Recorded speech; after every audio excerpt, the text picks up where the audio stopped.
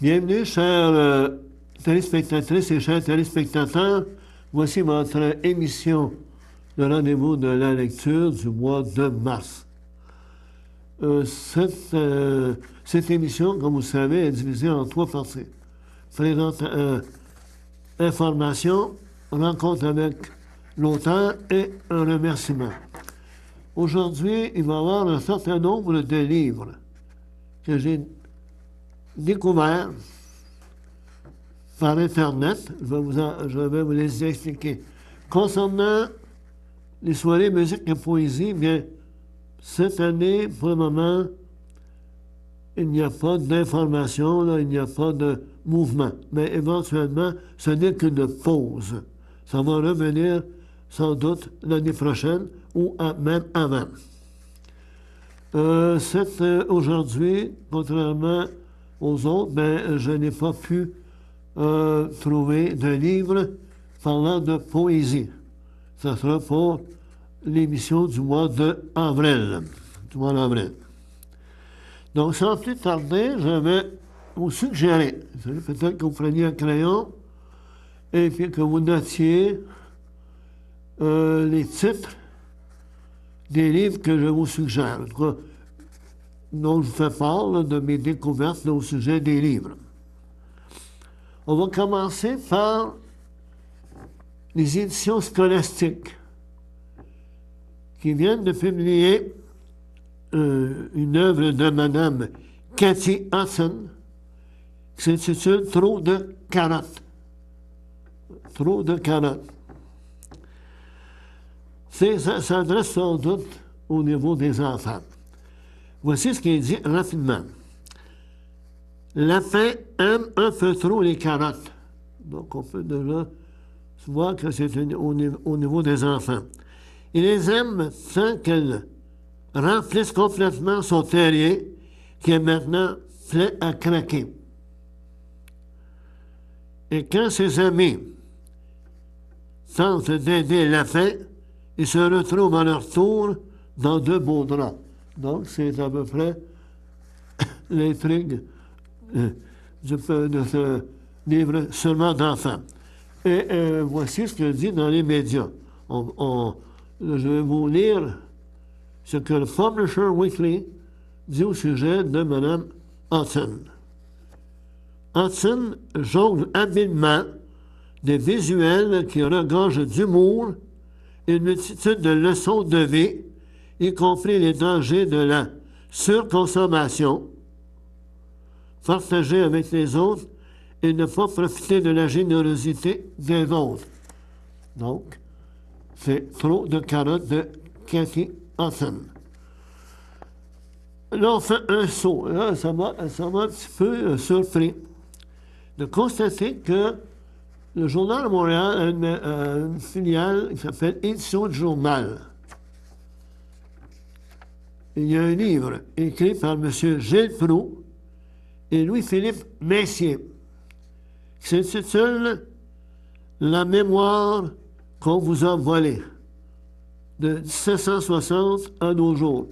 Donc, des férus d'histoire, ils seront vraiment comblés, parce que c'est quand même écrit par 2 personnes dont la réputation n'est plus à faire. M. Gilles Proulx et Louis-Philippe Messier. Donc, la mémoire qu'on vous a volée de 1760 à nos jours. Il y a un livre ici, c'est aux éditions Mortagne. Ça s'appelle TDAH chez les ados. Les gens, pardonnez-moi, les ados et le TDAH est vraiment un sujet qui, semble-t-il, prend de plus en plus d'ampleur. Votre ado a un TDAH. Alors, ce livre est pour vous. Quels sont les symptômes du TDAH chez l'adolescent et ses conséquences pendant cette période de vie? Quels sont les risques de la médication pour ces jeunes en quête d'expériences nouvelles. Donc, ça vous donne une idée du contenu du livre. Un autre livre, toujours des éditions Mortagne, c'est Fonds, Fonds et Soupçons de Stéphane Duchesne. Ça y est, là, je vous dis le résumé de ce qu'on peut retrouver. Ça y est, je viens de faire mon entrée au secondaire. Ma vie est en train de changer du tout au tout. Je trouve un mystérieux bout de papier dissimulé dans les toilettes des filles. C'est le début d'une correspondance anonyme, incroyable mais vraie. Je découvre une amie qui semble partager tous mes goûts. Est-ce la magie du destin? Mon frère se fait une blonde. Cette fois, c'est sérieux. Elle est prête à tout pour plaire à Miss Parfaite. Il est prêt à tout faire pour plaire à Miss Parfaite. Donc, ça vous oriente aussi là-dedans avec quelques phrases sur ce que vous allez trouver dans Pompon et Soupçon. Maintenant, aux éditions Triptyque. La Minotaure de Marie-Ève Maréchal. La Minotaure est un roman dans lequel une narratrice particulièrement terrifiée par l'idée de vivre témoigne de son enfance à travers des notes pour comprendre la source de ses effrois. La plupart de ces courts textes sont adressés à Maude, une amie décédée. Ce faux dialogue lui permet de tisser des liens entre son enfance et son âge adulte, et entre sa vie et sa mort qui, croit-elle, la guette à cause de cette tentation d'exister. C'est un récit d'une parole qui ose s'affirmer, d'une personne qui dévoile enfin d'exister à travers un nœud de violence patriarcale, blanche, impérialiste. Donc, ça vous donne une idée, encore une fois, si vous aimez ce genre de livre, eh bien, je répète le titre, La Minotaure, Marie-Ève Maréchal, aux éditions Triptyque. Il y a aujourd'hui, on parle souvent de fugue. Or, ici, il y a un titre qui s'appelle justement La fugue, écrit par Marie-Soleil Hébert, édition JCL, maison d'édition du Lac-Saint-Jean. Un résumé de ça. Je m'appelle Joël. J'ai 16 ans et je suis en fugue. Tu ne me sembles pas en super forme, me lance l'homme qui m'a dépanné hier. Et j'ai remarqué que tu passes ta journée dans le métro. Je lui réponds, fiche-moi la paix. Tu sais, ma belle, la police va facilement te mettre la main au collet si tu ne changes pas de moyen de transport. Ils te recherchent et vont passer les caméras de surveillance au fin et avec ta guitare, difficile de ne pas te repérer. Donc, ça donne encore une fois, on parle de fugue ici. Toujours dans les éditions Triptyque. Ça s'appelle Via Roma. Je dis que le nom, les titres des livres que je vous dis, ce sont des livres qui ont été publiés fin 2018, début 2019. Donc, Via Roma de Mary Melfi, Triptyque.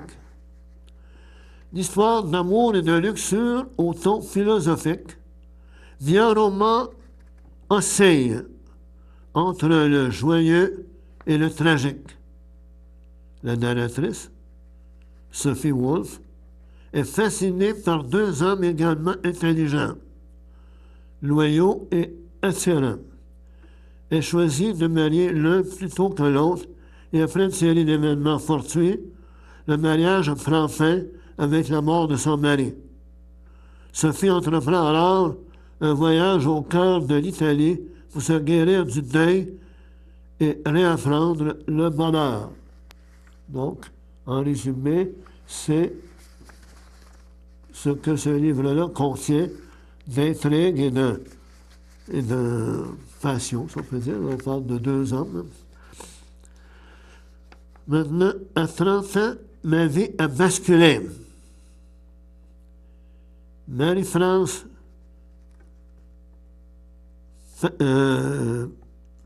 Berry. Marie-France Berry, c'est publié par les éditions Essor. Essor Livre de Lanoren. Une histoire de résilience. Tout allait bien dans la vie de Marie-France Berry avant d'être frappée par la maladie de façon subite et invalidante. Après quelques années à vivre avec la maladie, elle a écrit ce livre malgré des problèmes cognitifs qui limitaient ses capacités. Donc, c'est un peu une autobiographie. L'objectif qu'elle poursuit est de redonner espoir aux personnes qui traversent une épreuve, quelle qu'elle soit. L'auteur aborde la réalité des limites qu'impose la maladie tout en donnant des outils pour les apprivoiser. Donc, si vous aimez ce genre d'autobiographie, peut-être un message d'espoir malgré les épreuves, là, c'est un livre à lire. Bon. Ici, c'est la maison d'édition Guy Saint-Jean, écrit par Louise Tremblay Décembre. Histoire de femme. Et dans le tome, il semblerait que ça va être une série, là. Parce qu'on parle, en sous-titre, c'est Félicité. Voici la suite attendue des tribulations de 3 familles québécoises de classes différentes au tournant des années 1920. Après avoir goûté au bonheur de travailler au manoir de O'Gallagher, le destin forcerait-il le jeune Marion à retourner auprès de sa famille où sa mère a besoin d'aide pour diriger la maison pendant une grossesse qui s'annonce difficile? Et que deviendra Ovid, le fils aîné des couturiers, qui s'est volatilisé dans des circonstances obscures? Pour ceux qui connaissent Louise Tremblay Décembre, je crois que c'est un livre à se procurer.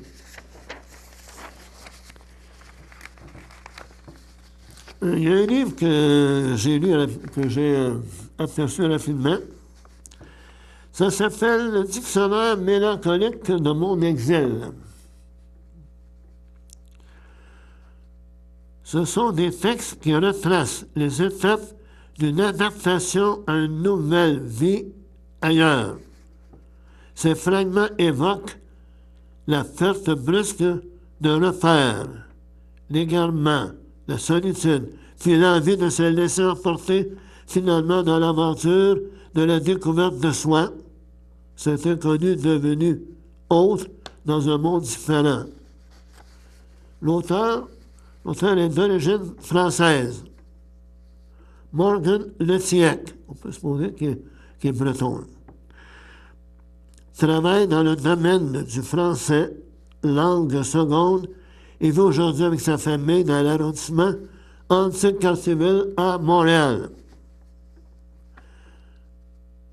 Elle a publié, on parle d'une femme, elle a publié aux éditions de La Pleine Lune 2 recueils de nouvelles, Les petites filles dans leur papier de soie, et Je n'ai jamais parlé de toi, ainsi qu'un roman, Les questions orphelines. Un autre livre, aux éditions David, qui s'appelle L'ère de l'expansion. Nous sommes en 2008. Depuis le traité de Tokyo, la Terre est divisée en 4 pôles. L'étoile d'Amérique, l'Union transeuropéenne, l'Alliance du Sud et le Soleil de l'Orient.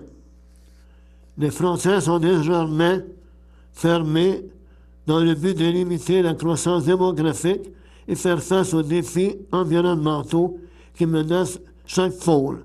La Terre pourrait-elle survivre ainsi? La coopération l'emportera-t-elle sur la compétition? La découverte d'une nouvelle technologie viendra-t-elle influencer le cours de l'histoire et précipiter l'ère de l'expansion? Là, donc, ceux qui sont préoccupés par l'environnement, eh bien, vous avez là de quoi satisfaire votre curiosité. Bon, un instant, c'est Mathieu, celui qui écrit ça, c'est Mathieu Muir. M. Muir est détenteur de baccalauréat en génie chimique et d'une maîtrise en environnement de l'Université de Sherbrooke. M. Muir s'intéresse particulièrement aux changements climatiques et à leurs conséquences. Il aime les histoires réalistes dans lesquelles un élément invraisemblable vient bouleverser les paradigmes. Ses connaissances scientifiques, jumelées à son goût de raconter des histoires, ont donné naissance à son premier roman de science-fiction. Donc, c'est de la science-fiction. Eh bien, il reste deux autres livres qui, je crois, vont sûrement vous intéresser au plus haut point. Qui ne connaît pas Michel Tremblay? Or là, on a la traversée des sentiments. C'est aux éditions Le Méac. Le résumé. En août 1915, alors que Montréal suffoque et que la guerre fait rage en Europe, Maria amène ses enfants en vacances. Jamel en compagnie de ses sœurs, Tina et Tina, quand les esprits des lieux, ajoutés aux repas animés et aux confidences nombreuses, envahissent le cœur de chacun, la digue des émotions, trop longtemps retenues, saute. Et les sentiments de ces femmes attachantes s'emparent du récit, les entraînant dans des pages de grande exaltation. La phrase qui s'en vient est vraiment très bonne. Hein? Avec une finesse de peintre qui joue des infinies nuances de la lumière, Michel Tremblay fait se rencontrer l'âme des Laurentines, dont les montagnes sont parmi les plus vieilles du monde, dit-on, et celle de ces femmes au parcours étourdissant qui brossent la toile de la diaspora de Desrosiers. Donc, ça vous donne du Michel Tremblay. Et là, vous allez être servi plus.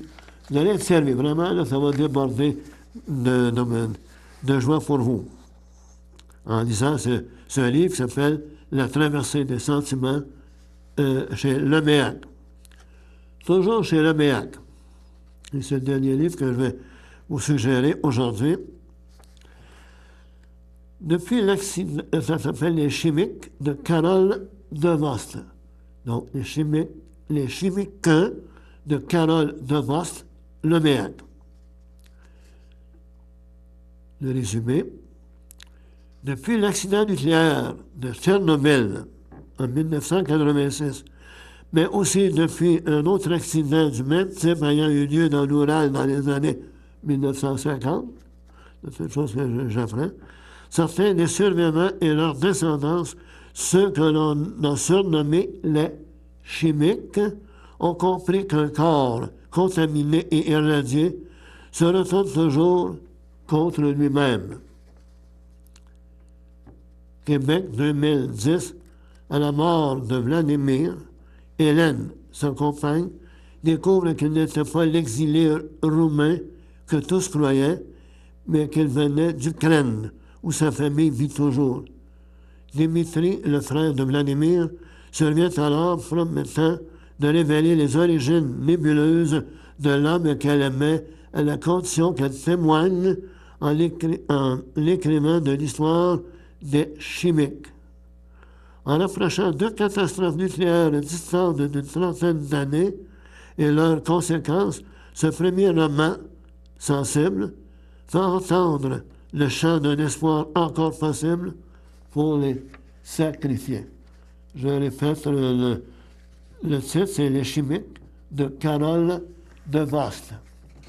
Maintenant, aujourd'hui, nous avons le plaisir d'accueillir Mme Céline Bédard de La Norette. Il va nous présenter son 5e livre, Carmen et son opéra. À tout à l'heure. À bientôt. Le samedi matin, dès 9h30, nos téléspectateurs sont invités au Super Bingo télévisé diffusé de nos studios de Berthierville. Depuis maintenant une vingtaine d'années, plusieurs adeptes de la télévision régionale se sont partagés un montant de 600 $ disponible chaque semaine lors de cette joute de bingo télévisé. Un animateur et 3 bénévoles se succèdent à la caméra dans le but de vous faire passer une petite heure agréable et payante le samedi matin. On peut se procurer les cartes de jeu chez les dépositaires autorisés participants, c'est-à-dire à Berthierville, le dépanneur Formule 1 rue Gilles Villeneuve, le marché IGA Extra sur la rue Gabriel-Brissette, le marché Métro rue Notre-Dame, la pharmacie Proxime rue Frontenac, le garage Pétroté sur la rue Gilles Villeneuve et à Saint-Ignace-de-Loyola, le marché Aldo rang Saint-Michel, le dépanneur Le Magasin Esso sur le chemin de la Traverse. C'est un rendez-vous tous les samedis matins à 9h30 sur les ondes de CTRB, votre télévision régionale et communautaire.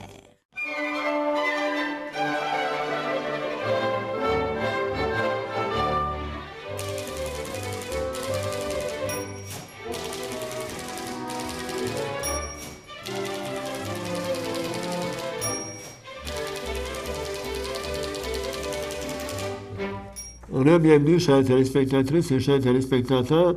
Comme mentionné dans la première partie, j'ai le plaisir d'accueillir Mme Céline Bédard. Bonjour, Mme Bédard. Bonjour, M. Lounami. Maintenant, on va essayer de présenter un peu. Bien, Madame, ici, on a son dernier livre, Carmen et son opéra. Ça a été écrit tout à fait récemment. Ça a été lancé, je pense, au début de décembre. Hein? Exactement, en décembre 2018. Mais j'ai commencé à écrire ce livre-là en mai 2016. Donc, avant la foulée des Weinsberg, puis toutes les déclarations qui sont faites, MeToo, etc. Avant ça, même si ça parle de... C'est vraiment le sujet du livre qui est l'exploitation sexuelle, tout ce qui en découle. Ah bon, d'accord. Bon, si vous me permettez, je vais regarder un peu à l'endos. Céline est une artiste qui aime écrire et peindre. Ça, c'est une chose que je viens justement d'apprendre. Elle s'inspire du calme de son habitat sur le bord du fleuve et de la nature de la région de Lanaudière à travers des marches et randonnées partagées avec ses amis. Oui. Donc, vous aimez faire... Je fais partie d'un club de marche de Lanoret et on marche 2 fois 5 km par semaine. Et s'ajoute à ça tout plein de randonnées, que ce soit dans Joliette, que ce soit à Saint-Côme. On marche beaucoup et c'est magnifique. On a un beau pays, on a une belle région. Oui, j'aime beaucoup faire des randonnées, ça me fait du bien. Ça... D'accord. Écoutez, qu'est-ce qui vous a amené à écrire? Sincèrement, je ne sais pas. J'ai toujours aimé écrire, mais j'ai jamais pensé devenir auteur de romans. Suite à ma retraite, en fait, j'ai eu des problèmes de santé au début de la cinquantaine, ce qui m'a fait rester à la maison assez longtemps et je me suis mis à écrire. J'ai écrit un livre pour moi-même, mais que j'ai partagé, qui s'appelait « L'art de vieillir », que j'ai partagé à travers quelques personnes, puis qui m'ont dit « Hey, c'est vraiment intéressant, tu nous donnes des bons outils, des trucs, etc. » Et au même moment, j'ai commencé à écrire un blog sur l'art de vieillir, qui existe encore, qui est encore disponible, qui s'appelle tout simplement l'art de vieillir. Et alors, c'est ça. Et j'ai aimé ça. Et quand j'ai pris ma retraite, j'ai commencé à écrire pour de vrai. Écrire pour moi. C'était pas, mon but, c'était pas de publier ou de devenir célèbre. C'était simplement parce que j'aimais ça. Et quand je me suis mis à faire, à donner mes exemplaires à des gens autour de moi, mes premiers lecteurs, bien, les gens me disaient, bien, c'est bon, puis continue, puis on aime ça. Puis pourquoi tu ne ferais pas profiter à quelqu'un d'autre? Alors, j'ai regardé ce qu'il y avait comme maison d'édition. J'ai envoyé certains exemplaires à des maisons d'édition. J'ai eu des refus. Et je me suis dit, bon, je me suis pas laissé abattre avec ça. L'auto-édition, j'y croyais plus ou moins. Quand je me suis retournée vers Amazon, ce que j'ai aimé d'Amazon, donc tous mes livres sont disponibles sur amazon.ca. Dans l'entête, on écrit Céline Bédard avec un Y et apparaissent tous mes livres en format électronique ou en format papier. Bref, ce que j'aimais d'eux, c'est qu'ils imprimaient à la demande. Pas de gaspillage, pas d'arbres détruits pour rien, et pas d'investissement dans le sens où si vous faites imprimer 300 livres, mais il faut les payer, ces 300 livres-là. Exactement. Donc, et la publicité à travers Amazon, malheureusement, c'est pas vraiment adressé aux Québécois parce que c'est essentiellement en anglais. Ouais. Mais moi, je me disais, c'est pas grave, je lis mon public.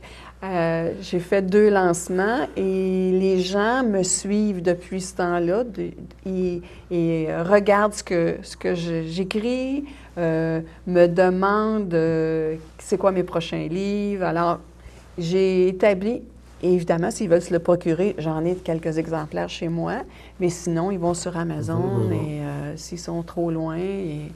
Et c'est drôle parce qu'il y a une espèce de public qui s'est développé tranquillement, des anciens collègues de travail avec qui je partage Facebook ou des choses comme ça, qui me lisent puis qui sont vraiment intéressés, qui le donnent ou qui le suggèrent à des amis, puis ça fait boule de neige, puis bon, ça se vend. Bon, écoutez, maintenant, vous, là, est-ce qu'on va parler de vos livres? Ça parlera de vous en tant qu'écrivaine. Bon, là, le premier de ces livres-là, c'est que... Le tout premier qui a été publié, Ouais. c'est Le secret de Lise. Donc, c'est l'histoire de ma sœur de 52 ans qui est décédée d'un cancer et qui faisait partie d'une secte qui est reconnue comme, au sens de la loi, comme une religion. Ah, bon, ouais. Elle faisait partie de cette secte-là depuis 16 ans. Et moi, je ne le savais pas.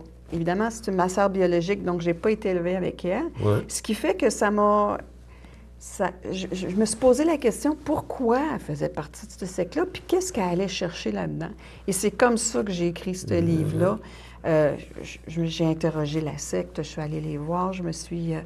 Et puis, à partir de ce que je connaissais de ma sœur et de mes autres frères et sœurs, j'ai écrit ce livre-là qui est mon premier qui a été publié. Le secret de Lise. Le secret de Lise. Bon, ça allait un petit peu. Marié depuis 20 ans, Gilles, avocat. Donc, à partir d'un fait réel. C'est toujours à partir de faits réels. Je vais romancer l'histoire pour amener... mais souvent, on va retrouver... dans des lieux différents, mais on va retrouver les mêmes, la secte, elle existe, je la nomme, etc. Ah, bon. Ben, très bien, ça, c'est écrit en 2016? Oh, je m'en souviens pas. Non, ça a été écrit avant, mais je l'ai publié en 2016, si je me souviens bien. Oui, c'est ça. Et après ça, il y a eu Le rêve d'Hélène.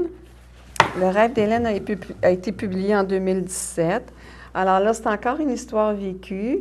C'est-à-dire que quand j'ai pris ma retraite, je suis allée rencontrer une amie qui avait pris sa retraite bien avant moi, une collègue de travail.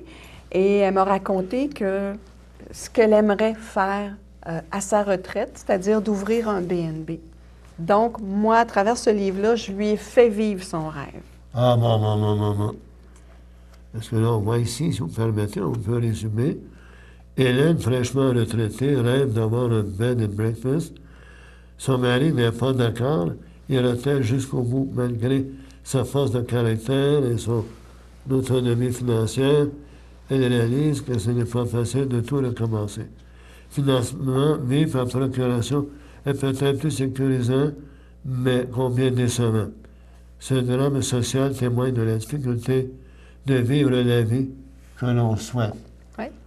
Donc, encore une fois, on a le secret de Lise, on a le rêve d'Hélène, et le troisième... Le troisième, c'est Mon père, mon meilleur ennemi. Oh, ouais. Mon père, mon meilleur ennemi, c'est encore une fois une histoire vraie, c'est-à-dire c'est un jeune homme qui, lors de la séparation de ses parents, à l'âge de 23 ans, il a appris que son père n'était pas son père. Et cet homme-là l'a battu toute sa vie. Ah bon. Donc, ses parents se séparent. L'histoire se passe principalement à cette île parce que c'est là qu'il habite avec sa mère et ses 2 autres frères qui sont très liés, tous les 4. Et il découvre que son père, finalement, il est narcissique et qu'il peut être même très dangereux, pas juste pour lui, mais un peu plus pour lui que pour les autres. Ce qui fait qu'il explique que c'est pas le vrai père. Bref, moi, dans l'histoire, dans la vraie histoire, il n'a jamais connu son père, il ne le connaît pas encore aujourd'hui, mais moi, je lui fais retrouver son père. Donc, à partir, comme vous dites, vous avez dit bien tout à l'heure, à partir de faits réels, vous ramassez un peu, mais l'essentiel est quand même sauvegardé. Oui. Les émotions que ce jeune homme-là a vécues, je les traduis. Je les traduis là-dessus. Dans le livre. Bon, si on peut faire le résumé pour essayer de mettre l'eau à la bouche de nos lecteurs. Vincent, l'aîné d'une famille de 3 garçons, apprend, lors de la séparation de ses parents, que l'homme qui l'a élevé et battu toute sa vie n'est pas son père. Dans ce roman, l'auteur nous fait découvrir l'influence d'un père narcissique sur le comportement de ses enfants devenus jeunes adultes. Inspiré d'une histoire vraie, les scènes se déroulent principalement dans les villes de Sept-Îles et Québec et s'achèvent en France, dans la région de Bordeaux. Et même. Donc ça, c'était toujours en 2017, je me souviens. Vous avez les dates mieux que moi. Je ne remarque pas. Mon père, oui, 2017. 2017. Et ouais. Finalement, en 2018, c'est... L'avion est tombé. L'avion est tombé. Oui. L'avion est tombé.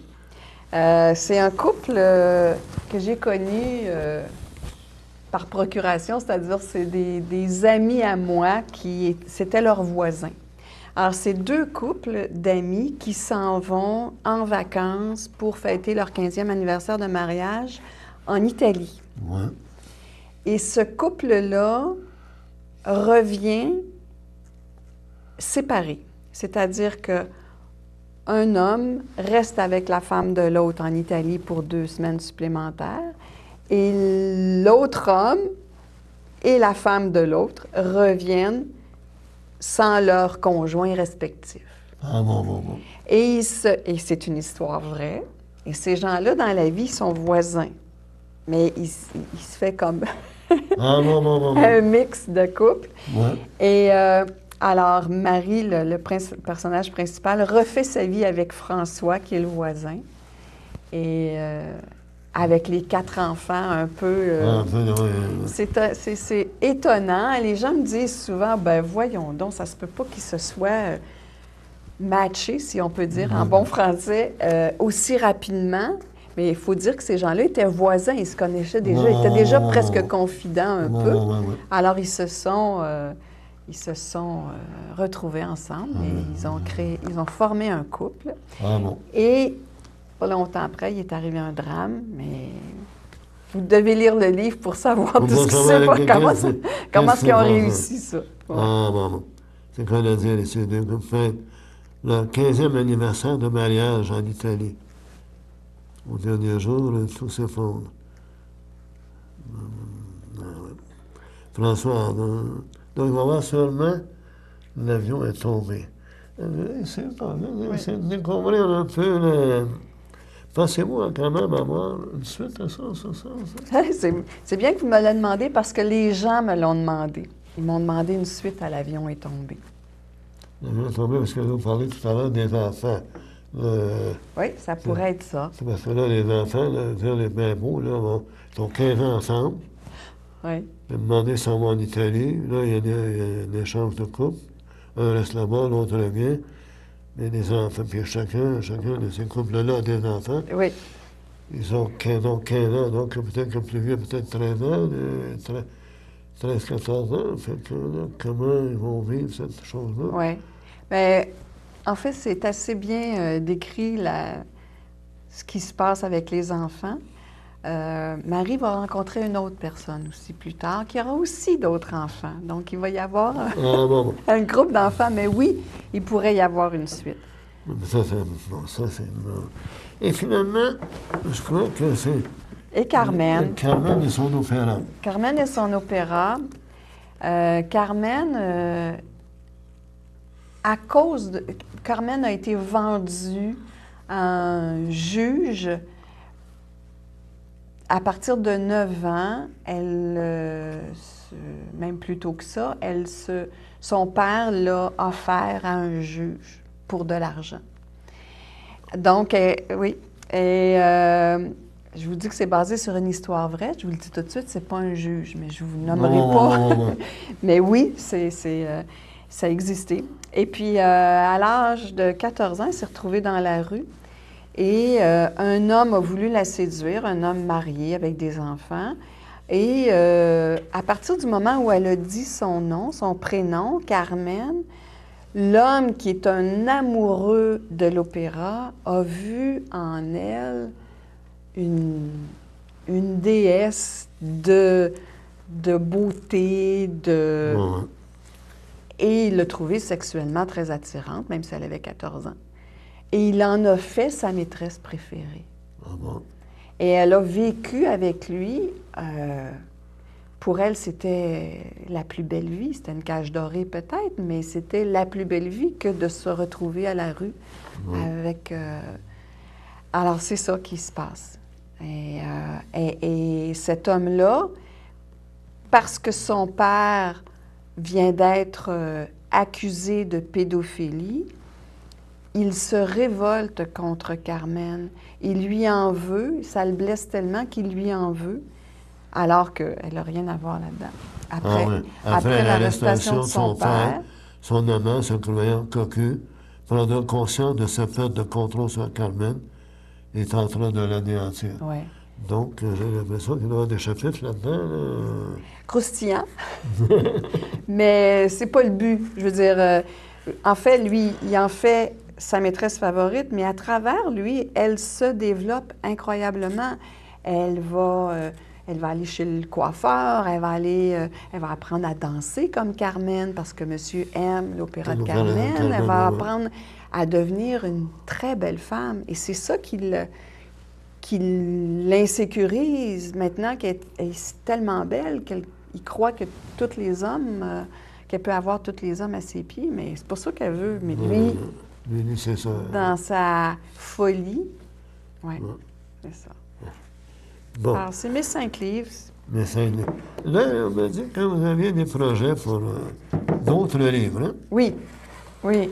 En fait, j'ai commencé à écrire le journal d'une schizophrène. Donc, c'est une amie d'une amie qui est schizophrène et qui a écrit des courriels. Et à travers tout ça, et à travers cette personne-là, j'essaie de voir comment les gens qui sont atteints de cette maladie-là réagissent ou fonctionnent ou perçoivent leur réalité qui est très différente de la nôtre. Exact. Et j'ai aussi l'autre projet, c'est d'écrire une suite au Rêve d'Hélène. Voilà, d'Hélène. Et puis, oui, c'est ça, dans mes tiroirs aussi, j'ai 2 livres. En fait, j'ai un projet qui s'appelle Par la bulle, donc une bulle de parole Ouais. qui s'adresse aux enfants. C'est un projet avec qui une personne qui est venue me voir puis qui m'a demandé si j'étais intéressée d'écrire là-dessus, sur la communication non violente. Donc, et j'ai un autre livre pour enfants déjà que j'ai écrit où un chat se cherche une maison, mais ça, c'est dans mes tiroirs. Non, un jour. J'espère que le jour ne sera pas trop loin. Ben, c'est gentil. Vous m'avez dit que vous pensez, d'ici fin 2019, il y allait peut-être avoir un autre livre sur le marché. Oui. Je le prévois pour septembre 2019, mais je ne veux rien promettre. Parce que des fois, il y a des éléments de la vie qui font qu'on n'a pas le temps qu'on pense avoir. On n'a pas de contrôle à 100%. C'est ça. Mais quand même, il reste que pour vous, c'est un objectif. C'est un objectif à atteindre. En fait, je réalise que j'écris un livre, un roman par année, puis j'aimerais ça m'en tenir comme ça. D'accord, oui. C'est un plaisir pour moi d'écrire, donc je me sens capable et c'est tellement stimulant que oui, je sais que je suis capable de le faire, puis j'aime le faire. Donc, vous aimez écrire? J'adore. Bon, là maintenant, on va s'intéresser. Bon, là, vous avez dit que vous avez toujours écrit, vous avez toujours aimé écrire. Vous êtes une grande lectrice aussi. Oui. Donc, vous avez les romans québécois, français. Américain, britannique. J'aime beaucoup l'ambiance qu'on retrouve dans les romans britanniques, les classiques Agatha Christie. J'ai, mon Dieu, Daphné du Maurier, qui est une... C'est surtout pour tout moi, je trouve ça feutré, bien enrobé, ces romans-là. Il y a aussi des écrivains beaucoup plus récents. J'aime beaucoup lire l'actuel. L'histoire, oui, pourvu que ça nous amène à aujourd'hui. Parce que c'est aujourd'hui qu'on vit. C'est important de savoir notre passé. Mais, alors, ce que moi, j'écris, c'est beaucoup de l'actuel. C'est des choses qui se passent aujourd'hui dans la vie dans laquelle on mène, avec notre environnement, avec notre planète qui est polluée, avec toutes nos réalités d'aujourd'hui. J'aime beaucoup. Et je trouve que des auteurs comme Douglas Kennedy, c'est des gens qui, oui, ils vont vivre ils nous font revivre des choses qui sont passées à Berlin quand le mur est tombé en 89, mais ils nous amènent vers ce qui se passe aujourd'hui. La vie à New York, mais ce qui s'est passé en 70, mais ils nous amènent vers... Donc, c'est des auteurs, Anna Gavalda, Éric Emmanuel Schmitt, Musso. J'ai des périodes d'auteurs. Si on me dit, bon, Musso, c'est bien, tout ça, je vais en lire un. Si je l'aime, je vais lire tout ce qu'il a écrit.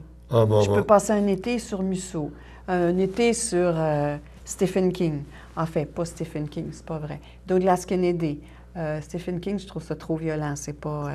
Mais j'aime beaucoup les biographies des grands auteurs. J'adore ça. Je trouve que la biographie qui a été écrite par Tatiana de René sur Daphné du Maurier, c'est un bijou. C'est la recherche qu'elle a faite. Tatiana du Maurier, c'est une Française, mais Daphné du Maurier, c'est une Britannique, une Anglaise, et qui a des origines françaises, ce qui fait qu'elle a fait une recherche sur ce personnage-là qui est vraiment fantastique. Donc, vous aimez... Là, la lecture, hein, vous dites que le matin, généralement le matin, vous arrivez devant votre ordinateur. Oui. L'écriture, vous voulez dire. Oui. Et vous dites que vous faites 2000 mots. Par jour. Par jour. Oui. Donc, vous écrivez 2000 mots. Donc, là, comme vous m'avez dit aussi, c'est que souvent, avant de continuer, vous réalisez Oui, ce que vous avez fait la veille. oui, Et là, vous écrivez 2000 mots. oui. Bon. Mais si j'écris pas 2000 mots, c'est pas grave, là. C'est Non, pas une obligation. C'est un objectif. C'est un objectif. Souvent, quand je remarque que je suis un peu épuisée, je vois que j'ai écrit 2000 mots. Ah, Fait que là, je me dis, bon. Bon, aujourd'hui, c'est terminé. C'est ça, exactement. C'est pas une obligation, c'est un objectif. Et puis, ça se fait bien. D'accord. Alors, c'est ça. Je m'assois, je relis ce que j'ai écrit la veille et je continue. Mais la correction, quand je lis ce que j'ai écrit la veille, je vais corriger, mais sommairement. Là. C'est vraiment pour me remettre dans l'état, dans l'histoire. D'accord. Et puis, je continue. D'accord. Vous m'avez dit que, non, directement, mais pour les personnages, vous faites un genre de... En fait, à chaque fois qu'apparaît un personnage dans mon livre, Oui. je vais écrire sa fiche sur papier pour que si j'ai à le réutiliser, que je sache qui il est. Oui, j'ai besoin parce que sinon, si je corrige tout ça à la fin, c'est trop difficile. Si je dis que le personnage, je ne sais pas moi, a 65 ans, puis là, si je le corrige pas tout de suite, si je le note pas tout de suite, puis que dans le roman, je lui donne 75, là, ça marche. Exactement, ça marche. C'est trop de corrections à la fin. Alors, pour les personnages, je tiens des fiches. D'accord. Ouais. Donc, la lecture, est-ce que vous lisez tous les jours? Presque tous les jours. Je lis au moins un livre par semaine, sinon 2. Je lis un classique par mois. Je me suis donné comme objectif depuis ma retraite que maintenant que j'ai le temps de lire, je reprends des classiques que je me dis que j'ai pas eu le temps, que je suis passée à côté. J'ai lu dernièrement 1984 de George Orwell. J'ai lu, mon Dieu, les classiques que j'ai lu, John Irving avec Le Monde selon Garp, qui est un grand classique. Je lis beaucoup. Même au niveau au restaurant, vous savez que vous avez lu Maurice Druon, là, Les Rois maudits. Oui. J'ai adoré. Puis, mes lectures m'inspirent, mais ne vont pas nécessairement m'inspirer dans ce que j'écris présentement. Ils vont m'inspirer après. C'est-à-dire que j'ai lu, il y a plusieurs années, Anna Gavalda, qui a écrit un livre qui s'appelle Billy, qui est un personnage qui a aucun... Elle est née dépourvue de beauté, dépourvue pas d'intelligence, mais de sens critique. Et je remarque que Carmen, au début de sa vie, c'est un peu le personnage de Billy dans le livre d'Anna Gavalda, dans le sens que Carmen, c'est une femme, je dis au début, elle est née pauvre de beauté quelconque, pauvre avec un O accent circonflexe. Là. Alors, oui, bien sûr, mes lectures vont influencer mes écritures, mais ça ne sera pas nécessairement du copier-coller comme un peu du crochet. Là, vous êtes passé un moment c'est vrai.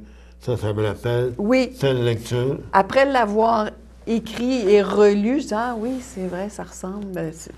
Le personnage a été inspiré d'Anna Gavalda. Bon. Voilà, ça m'avait dit que quand vous écrivez, vous ne vous attachez pas tellement à la description.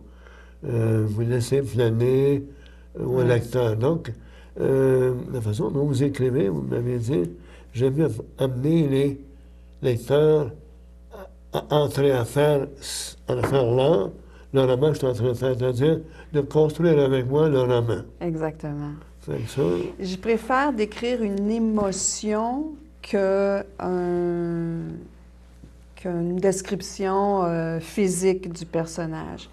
Une lectrice me disait, dans l'avion est tombé, mon personnage principal s'appelle Marie. Elle me dit, on ne sait pas si Marie est grande ou petite ou...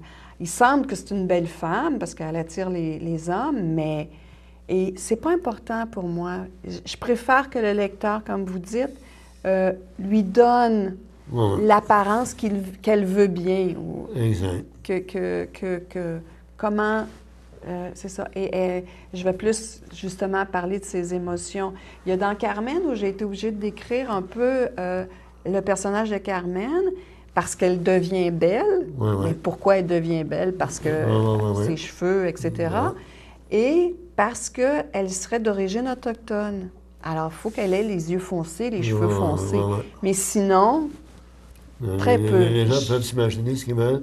Puis dire, ben là, je vois cette personne, elle faisait allusion tout à l'heure, on n'en a pas, avec ceux qui ont lu et qui ont vu le film.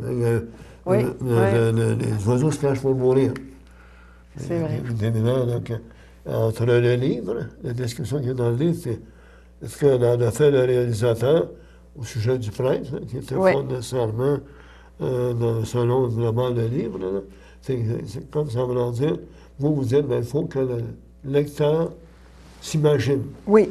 S'imagine qui est ce personnage-là. Oui. Et apporter, peut-être, comme vous dites, plus d'importance aux émotions, sur le ressenti, de la façon que de savoir si c'est grand, si c'est petit, si c'est brun, si c'est noir ou si c'est cheveux longs. Exactement, exactement. Bon. C'est important. Je pense que c'est le rôle du lecteur. En tout cas, moi, j'aime ça, donner ce rôle-là au lecteur. Moi-même, quand je les livre, c'est la même chose. C'est ça. Dans le fond, c'est ça. Écoutez, moi, là, vous m'avez parlé d'un projet, de plusieurs projets, etc. Mais là, on a vu tout à l'heure peindre. Là, disons que quand vous peignez, c'est-tu un besoin, ça doit être un besoin moins grand que d'écrire? Je me suis souvent posé la question. Quand j'ai des rages de peindre, ben c'est plus grand qu'écrire. Mais quand j'écris, j'oublie la peinture. C'est deux choses complètement différentes. C'est deux états complètement différents. Je peux pas me passer de peindre, mais je peux être 6 mois sans peindre. Je suis revenue de vacances à l'automne. J'avais le lancement en décembre de Carmen. Après ça, la période des fêtes, etc. Et quand je suis revenue de vacances, j'avais besoin de peindre, mais j'ai pas eu le temps. J'ai pas. Et la semaine passée, j'ai dit bon, il faut absolument que je mette quelque chose sur une toile parce que. Bon, même si c'est le rendez-vous de la lecture, là, il reste quand même le fait, c'est artistique, c'est bon. Est-ce que vous avez plusieurs œuvres de peintres québécois chez vous? Non, parce qu'à chaque fois que je vois une toile qui m'intéresse, je me dis, je vais me la faire. Je vais me la faire à ma façon. À ma façon, bon, d'accord. Alors, j'ai beaucoup peint du concret, c'est-à-dire des paysages, des oiseaux, etc. Maintenant, je suis plus dans... Ça, c'est une peinture que j'ai faite pour la couverture de l'avion est tombé, parce que dans ma tête, c'était un peu un ciel et puis c'est un avion, puis c'était un peu une plage. Ça donne une idée, là. Et c'est ça. Et c'est pas que je m'en vais dans l'abstrait, ce serait faux de dire ça, mais je m'en vais plus dans quelque chose où on va découvrir l'émotion plutôt que bon, d'accord. Un oiseau. Ça va être plus... alors, Donc, on va tranquillement... ça se passe tellement vite, hein, 53 minutes. Écoutez, vous avez des projets. Moi, je voudrais revenir sur vos projets. C'est que ça, c'est un projet. En 2019, un livre. Ça sera une suite, c'est ça? Le suite du rêve d'Hélène. Oui, c'est ça. Hélène, on l'appelle aux gens, Hélène, c'est fraîchement retraitée après avoir un bed and breakfast. Son mari n'est pas d'accord. Donc, exactement. 2028, selon ce drame social témoigne de la dignité de vivre la vie que l'on souhaite. Fait que j'ai l'impression que... En fait, c'est au tout début du livre, Hélène, son mari décède. Alors, elle devient libre de ses actions puisqu'il n'est pas là pour la restreindre. Ah bon, d'accord. Mais elle a des enfants. Et ces enfants sont je ne voudrais pas dire manipulateurs, mais ils sont très inquiets de laisser leur marque comme ça, se réaliser. Alors, ils tentent de la retenir. De la retenir. Alors qu'elle est maintenant libre. D'accord. Alors, oui. Écoutez, moi, vous dire franchement, j'aimerais ça qu'au mois de septembre, au mois d'octobre prochain, il y a un nouveau livre. Moi aussi. Ça me fera plaisir d'assister au lancement. Et puis j'invite encore une fois, et je rappelle les titres, là. Le rêve d'Hélène, L'avion est tombé, Le secret de Lise, Mon père, mon meilleur ennemi, et finalement, Carmen et son opéra. Donc, découvrir une nouvelle auteure, parce que moi... Je vous remercie. J'ai un site web, si jamais les gens veulent retrouver où les livres sont disponibles, donc www.célinebédard.ca, Céline avec un Y, et vous pouvez voir ce qui s'en vient, mes projets, etc. Donc, je répète, c'est www.céline avec un Y Bédard.ca. Oui. Donc, à ce moment-là, on peut faire. Est-ce que vous avez un site Facebook? Oui, la même chose, page Céline Bédard. C'est ma page d'auteur. J'ai eu mes lancements, tout est...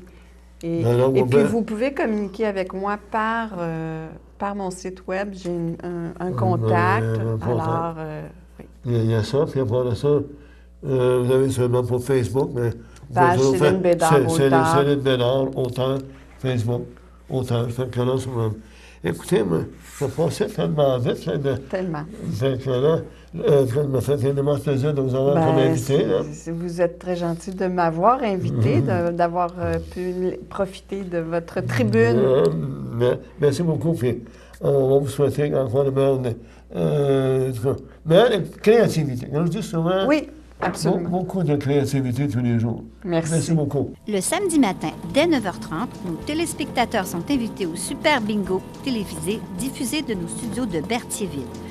Depuis maintenant une vingtaine d'années, plusieurs adeptes de la télévision régionale se sont partagés un montant de 600 $ disponible chaque semaine lors de cette joute de bingo télévisé. Un animateur et 3 bénévoles se succèdent à la caméra dans le but de vous faire passer une petite heure agréable et payante le samedi matin.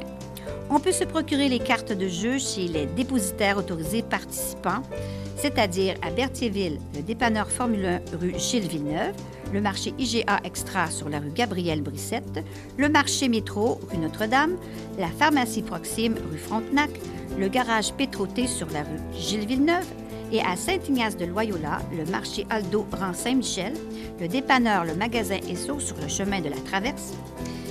C'est un rendez-vous tous les samedis matins à 9h30 sur les ondes de CTRB, votre télévision régionale et communautaire.